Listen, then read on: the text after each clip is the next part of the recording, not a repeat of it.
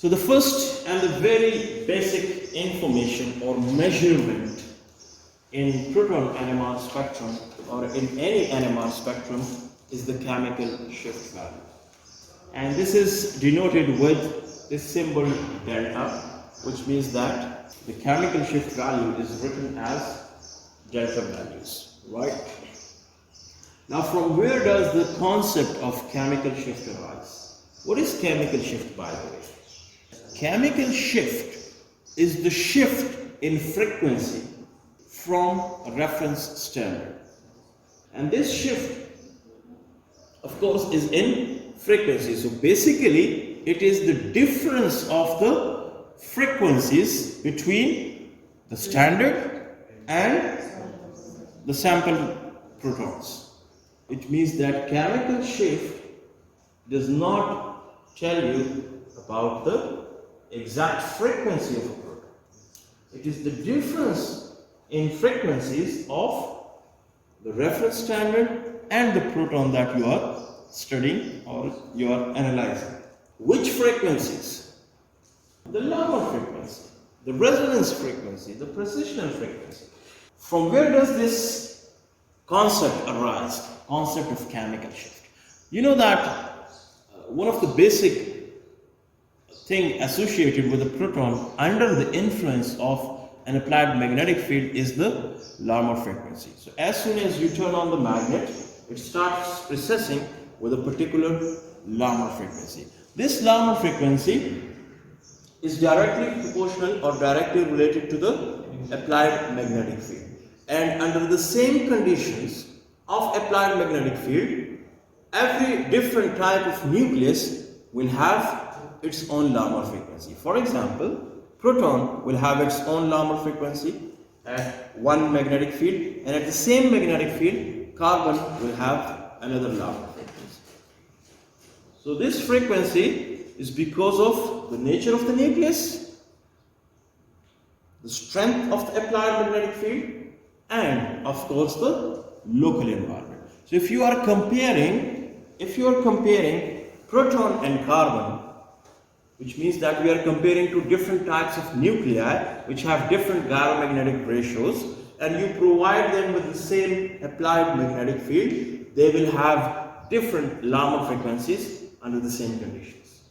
But when we talk about the local environment, we can also compare two protons, because two protons which are under the influence or which are in two different local environments or chemical environments, they will experience a different strength of the applied magnetic field, and that is why they will have a different Larmor frequency. So you can compare two different nuclei, or you can compare two similar nuclei which are present under different chemical environments. And in both cases, these nuclei will have a different Larmor frequency. So Larmor frequency arises from these two factors. Now, when we are talking about similar nuclei, for example protons that are in different local or chemical environments, then a concept arises that we call the shielding or the de-shielding concept. So when a proton nucleus is shielded, then it means that there is a net reduction in the magnetic field. Why there is a net reduction in the magnetic field? Because that particular proton is shielded from the effect of the applied magnetic field by the induced magnetic field, which is, or the strength of which depends upon the chemical environment of that proton. So when a proton is more shielded, it experiences a lower magnetic field or lower strength of the magnetic field, which leads to a lower value of the Larmor frequency, because Larmor frequency is directly related to the magnetic field that is experienced by a particular nucleus. Now, chemical shift is actually the difference of the angular velocity of the magnetization vector of the nucleus compared to the angular velocity of the standard. TMS is written here. TMS is tetra methylselene, which is used as an internal standard. Chemical shift is considered in terms of the difference of the angular velocity of the nucleus that you are studying to the angular velocity of the TMS. What does this mean? You see that when you have this magnetization vector m0, it is pointing in z-axis. When you give it a pulse, it comes down to the xy plane, horizontal plane. It starts evolving. When you turn off the radio frequency transmitter, it starts evolving and it goes back towards z-axis. Now, you have the TMS as well. You have the standard as well. So when you give it a pulse, the protons of your sample and the protons of the TMS, they all are excited at the same time. And when you turn off the radio frequency transmitter, all of these protons, the TMS protons and your sample protons, they all start evolving and start relaxing, going back towards z-axis. But when they start evolving or going back towards z-axis, they have different velocities. Their velocity is different. And why we call it the angular velocity is because they are moving in a circular path. Around the z-axis, on the xy plane, they are moving in a circular path. That is why we call it the angular velocity. If you look at it in a rotating frame of reference, so they start the nuclei, the protons of TMS and the protons of the sample molecule, they all start their journey right at the same moment when you turn off the radio frequency transmitter, but after some time, a distance or a difference is developed between them. And that is because of the different angular velocities of these different types of nuclei, of the reference and of the sample molecules. So chemical shift in a rotating frame of reference is the difference of the angular velocities of these protons. Why they have different angular velocities? Because they have a different chemical environment. The one that is more shielded will move slowly. The one that is less shielded will move faster. The one that is more shielded has a different Larmor frequency, has a different induced magnetic field, has a different B effective. The one that is less shielded or moving faster has a different magnetic field, induced magnetic field, B effective, and a different Larmor frequencies. So it is actually the difference in the Larmor frequencies, or in a rotating frame of reference, you can say it's a difference of their angular velocities. We have mentioned TMS as the standard. Now, what is TMS? It's tetramethylselene, and this is the chemical structure of this molecule, in which we have 4 methyl groups attached to a silicon. Silicon is the central atom around which 4 methyl groups are attached. So tetramethylselene is used as a reference or an internal reference in standard in proton analysis. Why it is used? Because of some of its very important properties, because it is soluble in most of the organic solvents. You know that for proton analysis, for NMR analysis, you have to prepare a solution of your sample in a solvent. Which solvent? A deuterated solvent.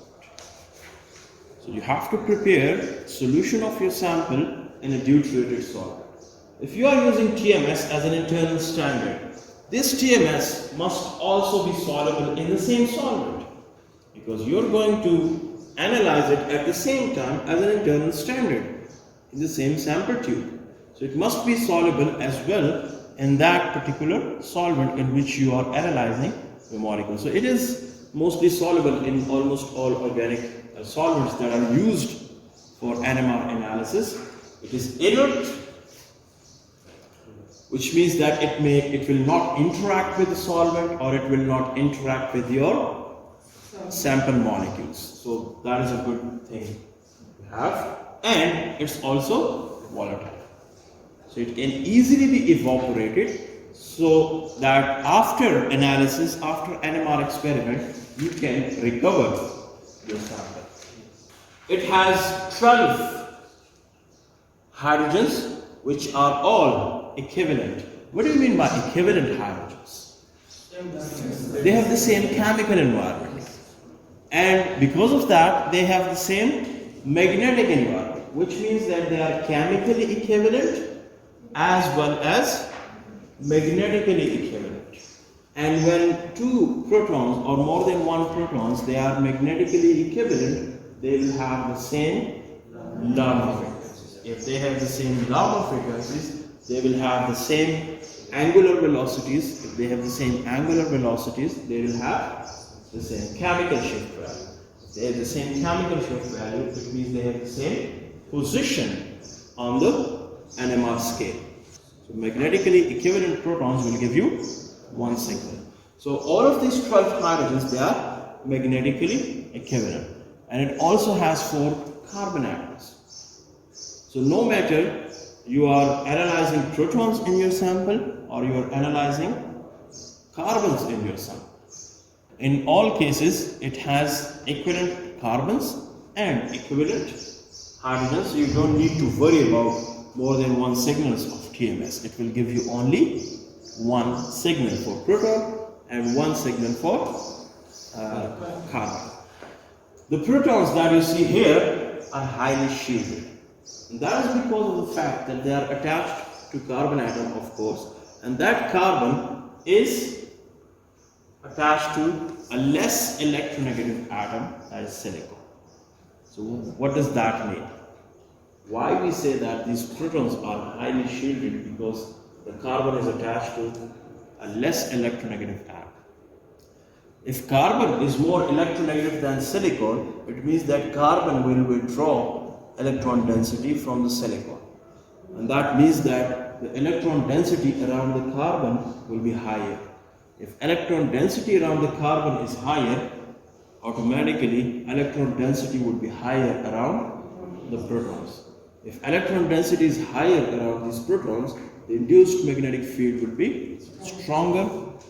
The reduction in the strength of the applied magnetic field would be higher, which means B effective would be lower. The Larmor frequency would be lower. That means they are highly shielded. And they are shielded than most of the protons that you find in an organic molecule. That is not hard and fast. You might see some protons, they may be more shielded than the TMS protons. But mostly the protons in organic molecules, they absorb downfield as that of TMS. Which means that you will find the signal for the protons or the carbons of TMS on one side of your NMR scale. It will appear at one end, and all the protons of your sample or all the carbons of your sample, they will appear to the left of that signal. Now this signal of the TMS is arbitrarily defined as 0. So we set it at 0, and then we measure or calculate the shift of the frequency or the shift of the signals of your sample molecules, the protons of your sample molecules with reference to the TMS signal. You can also have other references like the residual solvent peak, and dioxane is another reference standard that is used usually in carbon-13 analysis. Alright, so TMS is a very commonly used reference standard, internal reference standard for NMR analysis. Okay, so we were talking about the chemical shift value, and now you know that chemical shift is the shift of the frequency or the angular velocity from that of the reference standard. Now this is measured in parts per million. You know that it's actually the frequency. It's the shift in frequency. So it has to be in hertz, but it is measured in ppm, that is parts per million. So what is actually ppm is that it is the ratio of the shift of the signal of the sample signal from TMS in hertz to the frequency of the spectrophotometer, which you already know is in megahertz. So the shift of the frequency of the sample protons or sample signals from the TMS standard is in hertz, and the frequency of the spectrophotometer is in megahertz. So it is this ppm is the ratio of the shift in hertz to the spectrophotometer frequency in megahertz. So you cancel out the hertz.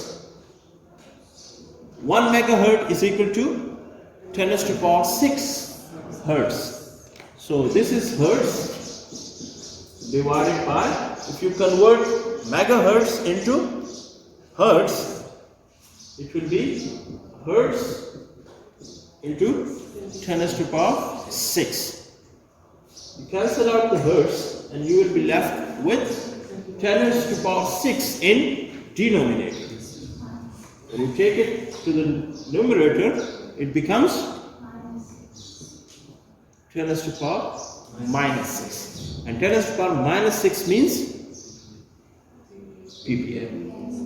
So there are no other units of hertz or megahertz, because hertz have been cancelled out and you are only left with 10 raised to the power minus 6, that means parts per million.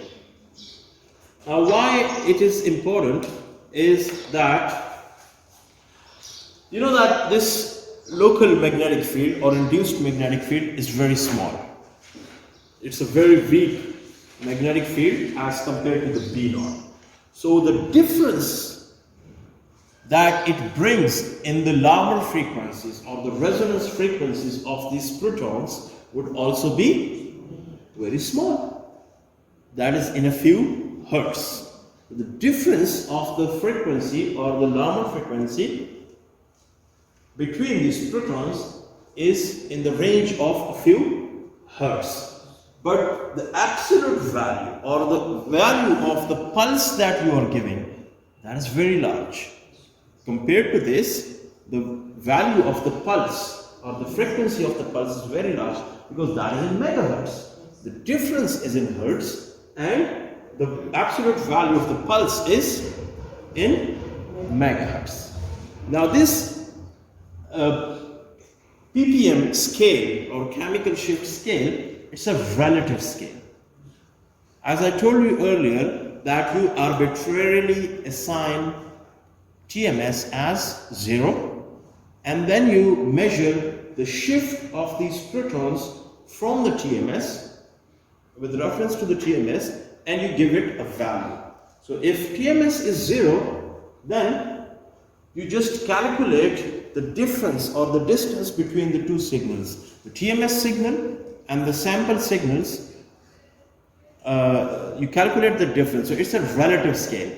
So what you get as a result, or the value that you get, is not the absolute frequency of that proton. It's actually the difference in frequency between TMS and your sample molecule. So that is why we say it's a relative scale, right? Now, what happens is that because it's a relative scale, if you have two different spectrophotometers, you have a spectrophotometer that is operating at 100 megahertz with a magnet installed in it that is 2.35 Tesla. So if you have a magnetic field of 2.35 Tesla, the resonance frequency of the protons would be 100 megahertz. But if you have another machine that is operating at 14.1 Tesla, then the resonance frequency of the protons would be 600 megahertz. Now imagine you have these two different magnetic fields. You have these two NMR spectrophotometers. One is operating at, or one has a magnetic field of 14.1 Tesla. The other has 2.35 Tesla of the applied magnetic field. Now one is operating at 100, the other is operating at 600. So when you give a pulse in this machine with this magnetic field, you have to give a pulse of 100 megahertz, because you know that these protons under the influence of 2.35 Tesla will be resonating at 100 megahertz. That is why you give a pulse of 100 megahertz, right? So all the protons that are present in your sample will differ from each other by a few hertz. So 100 plus minus a few hertz. But when you are operating at this magnetic field and you give a pulse at 600 megahertz, the signals will appear in the range of 600 megahertz, or the protons will resonate in the range of 600 megahertz. So here we have a problem. You are analyzing a molecule and you have a machine that is operating at 2.35 Tesla. Another person in some other place has the same molecule and he has an NMR machine that is operating at 14.1 Tesla.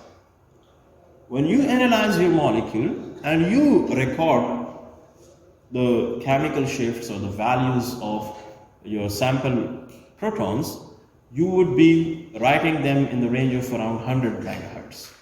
But when that person records it, he will record it in the range of 600 megahertz. It will be hard for a third person to compare the data obtained from these two NMR spectrophotometers, because you are recording or you are publishing it or recording it or reporting it in the range of 100 megahertz. The other person is reporting it in the range of 600 megahertz. So to remove this confusion, scientists have devised a scale which we call the delta scale, that is the chemical shift scale, in which we calculate the ratio of the shift of the protons in hertz to the spectrophotometer frequency, which is in megahertz, and so you have a new scale whose units are in ppm. Now, when you record the spectrum on these two different spectrophotometers, you will get the same value in ppm. So here we have the delta scale. We have two different spectrophotometers. One is operating at 60 megahertz, the other is operating at 300 megahertz. Here we have the TMS. In both the spectrophotometers, the TMS is tuned to 0. It is set at 0. Now here we have a shift. So if you are looking at this proton has shifted by 120 hertz from the TMS at 60 megahertz. When you are analyzing this sample at 60 megahertz spectrophotometer, this proton has shifted by 120 hertz. This one has shifted by 240 hertz. This one has shifted by 360 hertz. The same protons, when analyzed on a 300 megahertz, have shifted by 600 megahertz, 1200 megahertz, and 1800 megahertz. The values are different. These are the same protons from the same sample, only the magnetic field and the operating frequencies are different. So you have 120, 240, and 360 at 60, and 600, 1200, and 1800 hertz at a 300 megahertz spectrophotometer. Now we have a confusion. So to get rid of this confusion, we just take a ratio of these two values, the shift in hertz, this is the shift in hertz, divided by the spectrophotometer frequency in megahertz. You convert megahertz into hertz, so this is equal to hertz into 10 to the power 6 or 1 millionth or parts per million. So when you take a ratio, you can calculate it from here. Shift in hertz is equal to 120 divided by 60. So 120 divided by 60 hertz into 10 to the power 6 is equal to 2 into 10 to the power minus 6. 2 into 10 to the power minus 6, that is equal to 2 ppm. So the value in ppm for this shift is 2 ppm. For this shift is 4 ppm, and for this shift is 6 ppm. You can calculate it. 360 divided by 60 is equal to 6 ppm. Now the values in hertz for these three protons are different on this spectrophotometer. Now here the shift is 600, but this is on a 300 megahertz spectrophotometer. So you divide it by 300 hertz into 10 to the power minus 6. This is equal to 2 ppm. This proton, which resonated at 600 hertz, or which has a difference of 600 hertz from the TMS, has the same value in ppm. The frequency, the shift in frequency was different because magnetic field was different, the operating frequency was different, but the values in ppm is the same. Here we have a shift of 1200 hertz divided by 300 is equal to 4 ppm. The shift is different, but the values in ppm is the same. Here also the values are the same.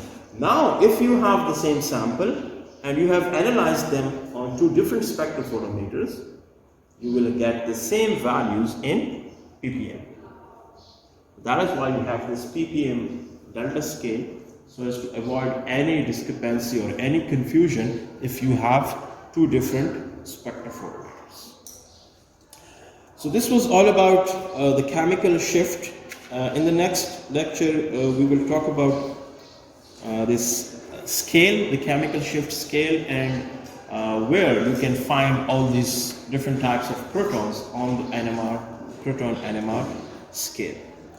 So thank you.